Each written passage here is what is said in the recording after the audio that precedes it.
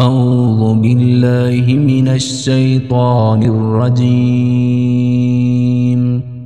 بسم الله الرحمن الرحيم. يا أيها المزمل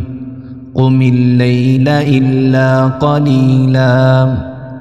نصفه أو انقص منه قليلا أو زد عليه ورتل القرآن ترتيلا إنا سنلقي عليك قولا ثقيلا إن ناشئة الليل هي أشد وطئا وأقوم قيلا إن لك في النهار سبحا طويلا واذكر اسم ربك وتبتل إليه تبتيلا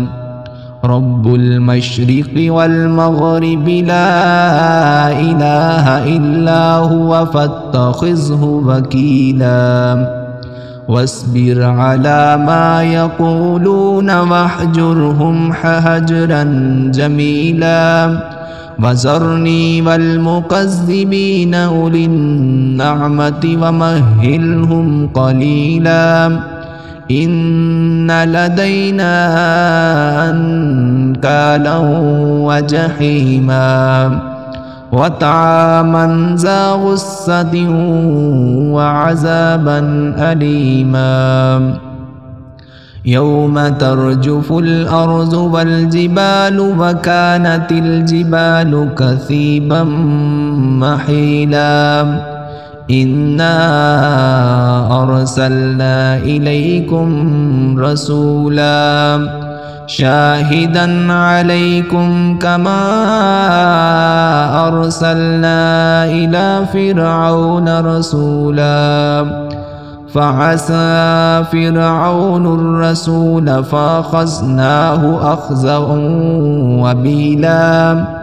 فكيف تتقون إن كفرتم يوما يجعل البلدان شيبا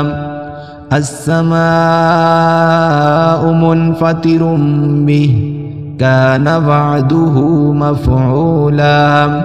إن هذه تذكرة فمن شاء اتخذ إلى ربه سبيلا إن ربك يعلم أنك تقوم أدنى من ثلثي الليل ونصفه وثلثه وطائفة من الذين معك والله يقدر الليل والنهار علم أن لن تحصوه فتاب عليكم فاقرؤوا ما تيسر من القرآن علم أن سيكون منكم مرضى وآخرون يضربون في الأرض يبتغون من فضل الله وآخرون يقاتلون في سبيل الله فاقرؤوا ما تيسر منه وأقيموا الصلاة وآتوا الزكاة وأقرضوا الله قرضا حسنا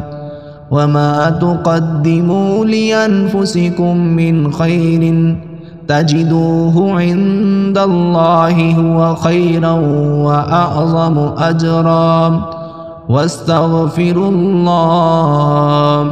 إن الله غفور رحيم.